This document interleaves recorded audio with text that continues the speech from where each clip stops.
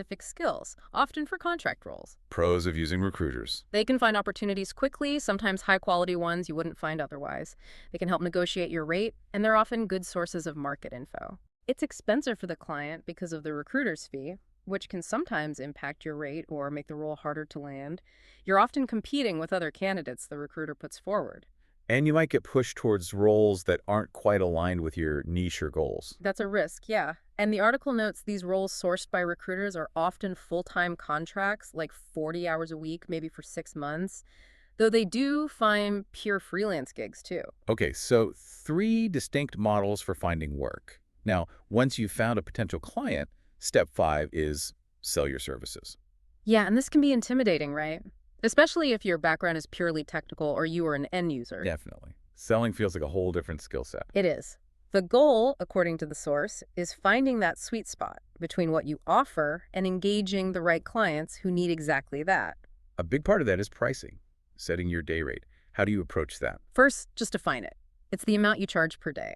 But the crucial thing is considering billable hours versus non-billable hours. Explain that.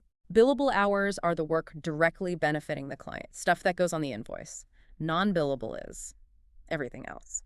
Admin, sales, marketing, fixing unexpected issues, training, chasing invoices. All the stuff that keeps the business running but isn't directly client work. Exactly. You need to factor that non-billable time into your rate or you'll underestimate what you need to earn. So how do you figure out what rate to set? The article doesn't give numbers, right? No, wisely, because it varies so much, but it points you to places to get benchmarks, salary surveys, benchmark reports. Online marketplaces like Upwork, job boards. Yep, those too. Yeah. Talking to consultancies, recruiters, they have a good pulse on rates. And just asking around in the Trailblazer community. Gather intel. Okay, so you have a rate. What are the actual sales process for a consultant? It's not like selling widgets, I assume. No, rarely transactional. It's usually a process, often with several stages. Like, It starts with an initial call. Just understanding their business, who you're talking to, why they need Salesforce help now. Goal is to see if there's a potential fit, maybe arrange a deeper discovery session. or maybe realize you're not the right fit and refer them elsewhere. Absolutely. Then comes discovery, the deep dive. Sometimes called a workshop, scoping, requirements gathering. This is where you really dig into the business needs. Got it. Then what? Then you create the proposal and pricing. This usually results in the statement of work, the SOW. And that SOW needs to be solid. Oh yeah. The article calls it the project foundation. It needs to be detailed, clear, airtight about what you promise to deliver. Then maybe some back and forth negotiation. Often, yeah. Finalizing the deal. You might need to adjust your pricing or scope here, recalculate if things change. And finally, Pre-kickoff preparation. Getting the client ready, making sure they have their internal resources lined up so you can start smoothly on day one. Avoid delays. right, setting the stage for success, which leads nicely into the final step, number 6, ACE Salesforce Project Management. Another area that can feel intimidating if you haven't done it formally, but it's crucial for delivering on time and on budget. So what does that involve for a freelancer? Key tasks include building and managing the project schedule, balancing client needs, your availability, holidays, all that. Keeping things on track. Establishing accountability and visibility. Using tools helps project management apps, or even just shared docs like Google Sheets. Everyone needs to know who's doing what by when. And managing risks. Yes, recording risks proactively. The article mentions RAID logs, risks, assumptions, issues, dependencies. A common method. Okay. Anything else on project management? Just a useful tidbit. The source notes consultancies often build in about 10% of the project cost just for project management overhead. So freelancers need to remember to account for their own time spent communicating, coordinating, chasing things up.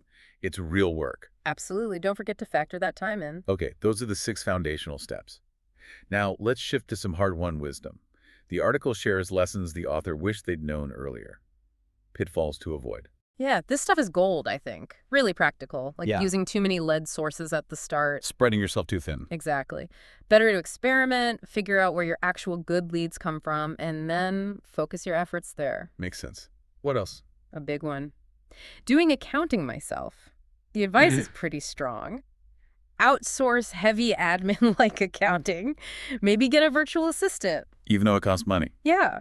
Because the time it frees up for you to do billable work or focus on sales and marketing, that's usually worth far more than the cost of outsourcing. Good point. Another lesson. Underestimating non-billable hours. Just accepting the reality that a significant chunk of your time won't be directly earning revenue from clients, but it's still essential work. Budget time for it. Okay, what about pricing again? The lesson is about naming your price and sticking to it, especially if the client starts asking for more or wants things faster. Right, the triangle concept. Fast, good, cheap pick two. Exactly.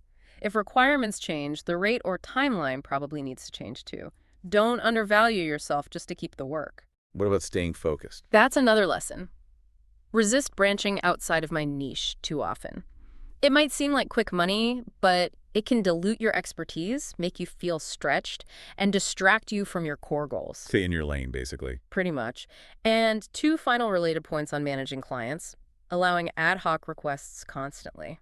The quick questions that turn into hours of work. Those.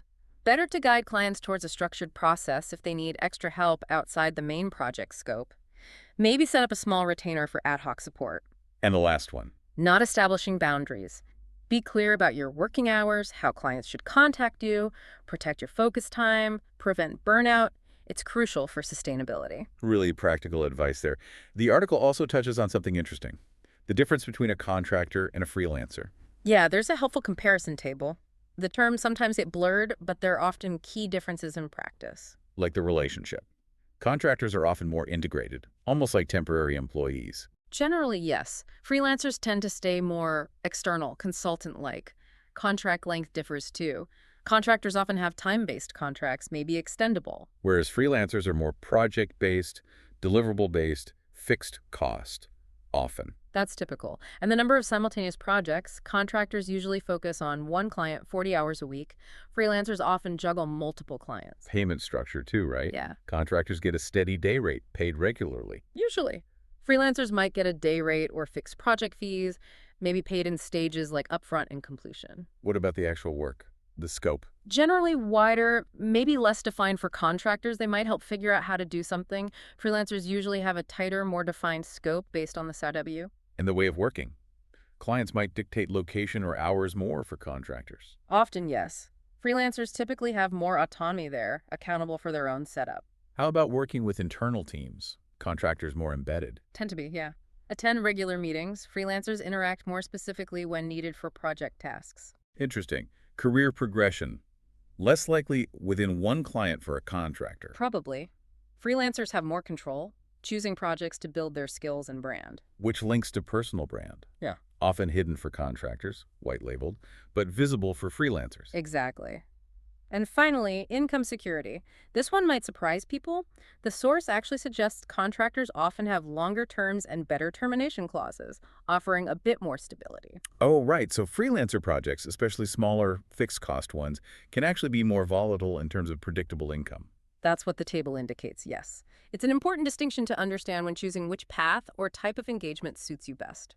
That comparison is really useful. It shows there isn't just one way to be independent. Definitely.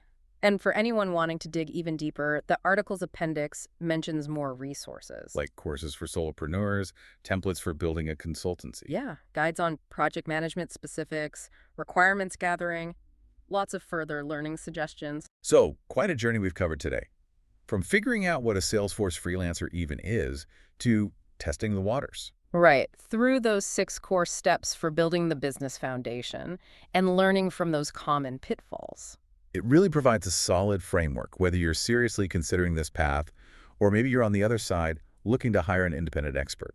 Understanding these steps, the challenges, the different models, it gives you really valuable perspective, I think. Absolutely. It makes you think.